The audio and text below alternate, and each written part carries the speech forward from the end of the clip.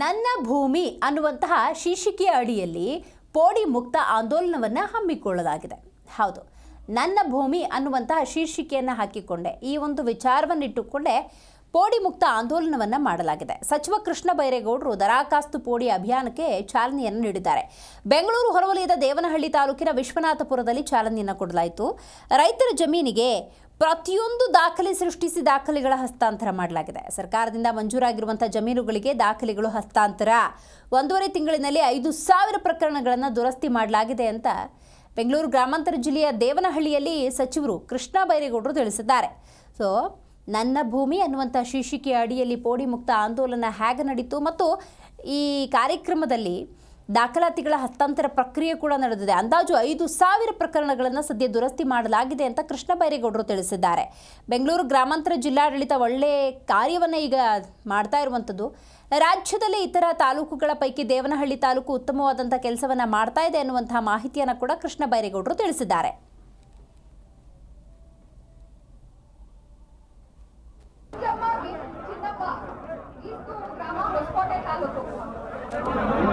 ರಾಜ್ಯದಲ್ಲಿ ಸುಮಾರು 30, 50, 65 ವರ್ಷಗಳ ಹಿಂದೆ ಸರ್ಕಾರದಿಂದ ಮಂಜೂರಾಗಿರುವ ಜಮೀನುಗಳಿಗೆ ಇವತ್ತಿನವರೆಗೂ ಕೂಡ ಪೋಡಿ ದುರಸ್ತ ಆಗಿಲ್ಲ.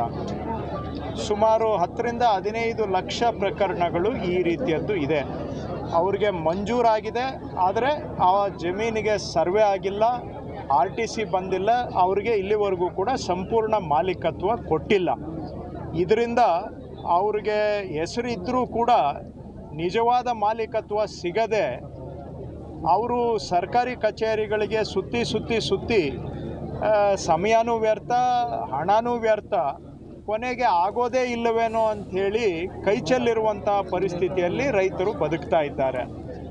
ಇದನ್ನು ನಮ್ಮ ಸರ್ಕಾರ ಬಂದ ಮೇಲೆ ಮಾನ್ಯ ಮುಖ್ಯಮಂತ್ರಿಗಳು ಶ್ರೀಯುತ ಸಿದ್ದರಾಮಯ್ಯನವರು ಈ ದುರಸ್ತು ಪ್ರಕರಣಗಳನ್ನು ಆದ್ಯತೆಯ ಮೇಲೆ ತೆಗೆದುಕೊಂಡು ಸರಳೀಕರಣ ಮಾಡಿ ಕೆಲಸ ಆಗೋ ತರಹ ತಯಾರು ಮಾಡಿ ಪರಿಹಾರ ಕೊಡಬೇಕು ಅಂತ ಸೂಚನೆ ಕೊಟ್ಟ ಮೇಲೆ ನಾವು ಈ ದುರಸ್ತು ಮಾಡುವಂಥ ಪ್ರಕ್ರಿಯೆಯನ್ನು ಸರಳೀಕರಣ ಮಾಡಿ ಡಿಸೆಂಬರ್ ತಿಂಗಳಿಂದ ಅನುಷ್ಠಾನವನ್ನು ಆರಂಭ ಮಾಡಿದ್ದೇವೆ. ರಾಜ್ಯದಲ್ಲಿ ಸುಮಾರು 30, 50, 65 ವರ್ಷಗಳ ಹಿಂದೆ ಸರ್ಕಾರದಿಂದ ಮಂಜೂರಾಗಿರುವ ಜಮೀನುಗಳಿಗೆ ಇವತ್ತಿನವರೆಗೂ ಕೂಡ ಪೋಡಿ ದುರಸ್ತ ಆಗಿಲ್ಲ.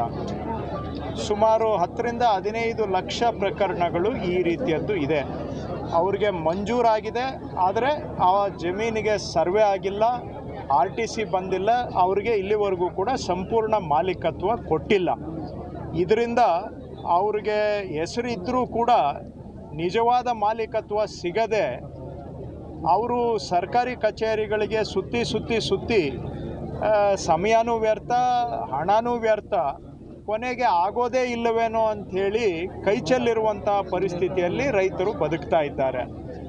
ಇದನ್ನು ನಮ್ಮ ಸರ್ಕಾರ ಬಂದ ಮೇಲೆ ಮಾನ್ಯ ಮುಖ್ಯಮಂತ್ರಿಗಳು ಶ್ರೀಯುತ ಸಿದ್ದರಾಮಯ್ಯನವರು ಈ ದುರಸ್ತು ಪ್ರಕರಣಗಳನ್ನು ಆದ್ಯತೆಯ ಮೇಲೆ ತೆಗೆದುಕೊಂಡು ಸರಳೀಕರಣ ಮಾಡಿ ಕೆಲಸ ಆಗೋ ತರಹ ತಯಾರು ಮಾಡಿ ಪರಿಹಾರ ಕೊಡಬೇಕು ಅಂತ ಸೂಚನೆ ಕೊಟ್ಟ ಮೇಲೆ ನಾವು ಈ ದುರಸ್ತು ಮಾಡುವಂಥ ಪ್ರಕ್ರಿಯೆಯನ್ನು ಸರಳೀಕರಣ ಮಾಡಿ ಡಿಸೆಂಬರ್ ತಿಂಗಳಿಂದ ಅನುಷ್ಠಾನವನ್ನು ಆರಂಭ ಮಾಡಿದ್ದೇವೆ.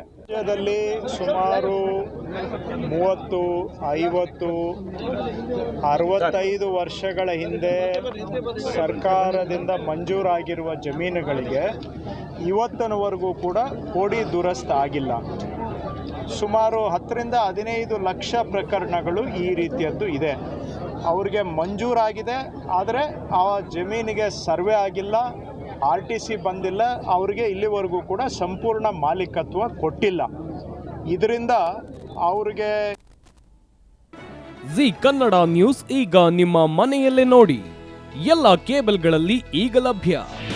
ನಿಮ್ಮ ನೆಚ್ಚಿನ ಜಿ ಕನ್ನಡ ನ್ಯೂಸ್ ಈಗ ಸನ್ ಡೈರೆಕ್ಟ್ ನಲ್ಲಿ number 292, Tata play number 1664, Jio TV number 1334, NXT digital number 30, in cable number 30, city networks 51, U digital number 162.